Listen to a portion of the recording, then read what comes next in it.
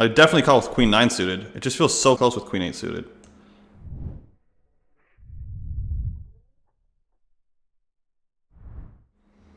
Big blind donk bet.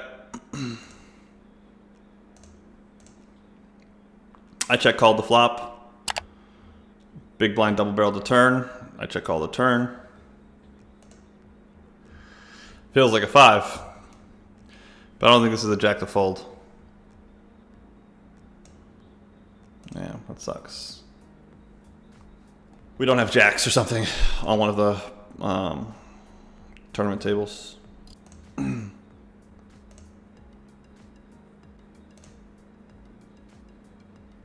Obviously we get it in bad here sometimes. That's pretty good though. It's pretty good. Look at that. Take the jacks. If you could be any rapper, who would you be? Definitely not Tupac. Somebody alive. Somebody young. I'm gonna cheat. Whoever the fuck is that I don't know that's like 20 years old, 15 years old, one of those people. I think that's the best answer. I think you want to be the youngest guy with the most money. So, I don't know who that is, but whoever that guy is, that's what I want to be. Gonna overcall here.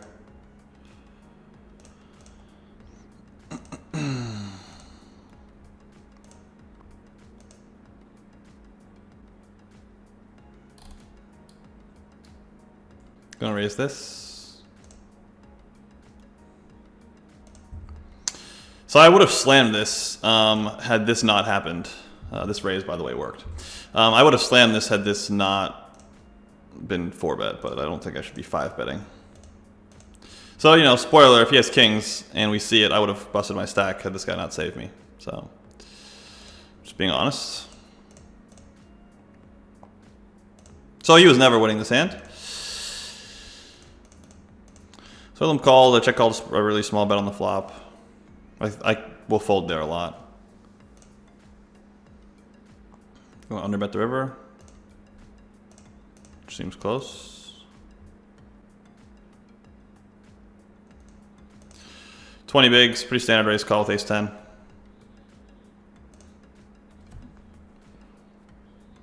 Like just a tortured face, just like you know. Maybe we should play golf. I don't know.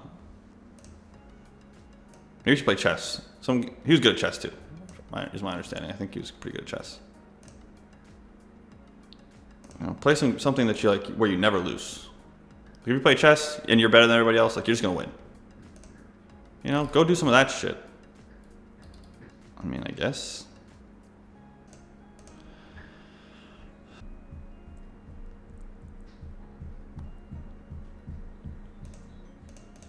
I'm still gonna jam this. This could be like fucking terrible though. I'm looking at like, I'm 15 of 17, so I don't think there's like a bunch of like stacks that are way shorter than mine, so that was a part of the decision for sure. If I was like 5 of 17, I would have folded for sure. But like there's clearly not like 4 guys or 5 guys that have 1 big blind because I'm 15 of 17, so. Yeah, there's one guy with 60K, the next guy's got 120. So I was like, you know, basically tied for last. Spike, there we go. There we go. That's a pretty easy one. It's still easy whether he calls or not. I mean, obviously you hope he folds, and then if he does call, you hope you spike, but it's going in every time. It's not even close. Kind of a wide call. I think I know. I've got a hunch. There's nothing you can do about it. Just know I mean it.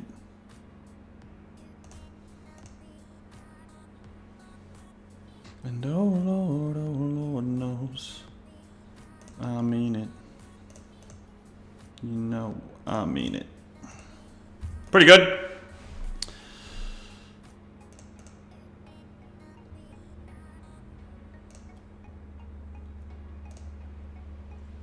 Damn.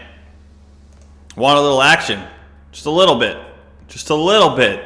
Hey YouTube, what's going on? It's your man BBZ here, and I am just giving you guys a quick reminder of the highest value content that we have on BBZ.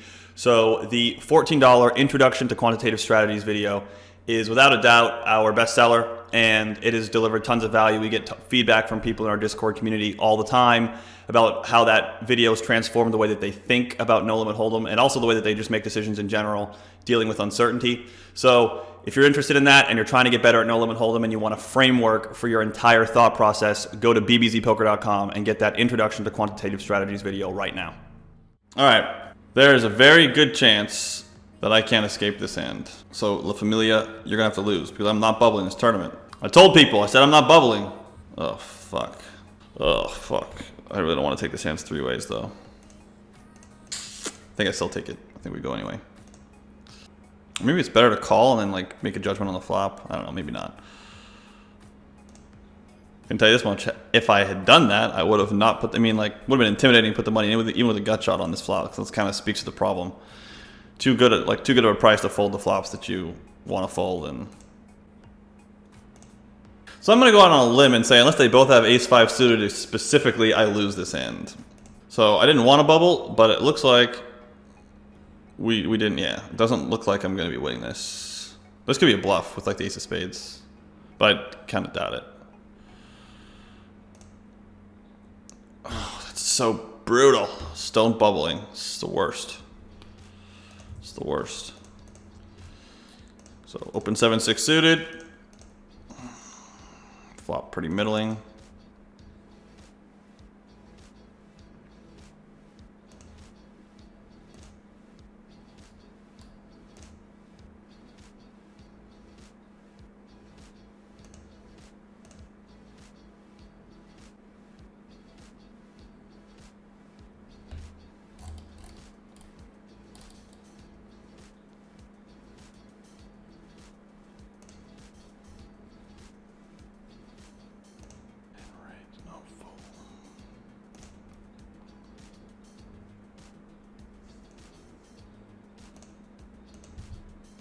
It's an interesting spot to call.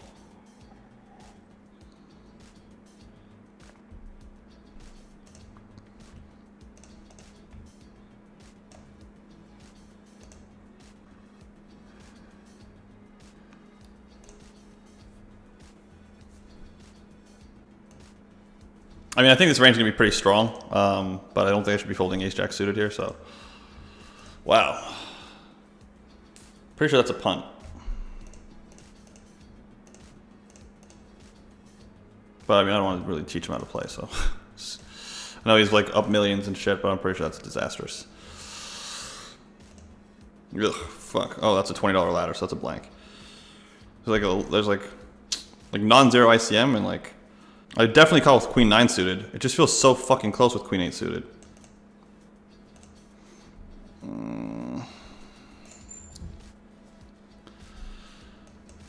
don't know, that might be a punt. I'm just gonna like kind of treat that like a chippy V spot, and I'm gonna run it. Like we'll run it on stream. So GG stream. But I just want to see that like what that looks like.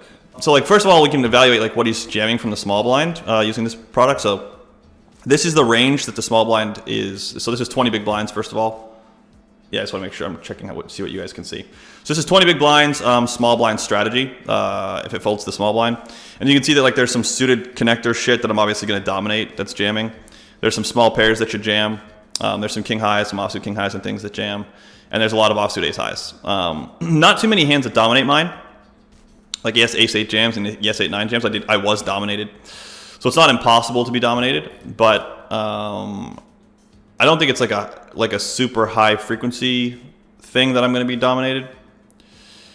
And if the small blind does rip, I'm just curious what the big blind counter strat looks like. Looks like I need queen 9 suited.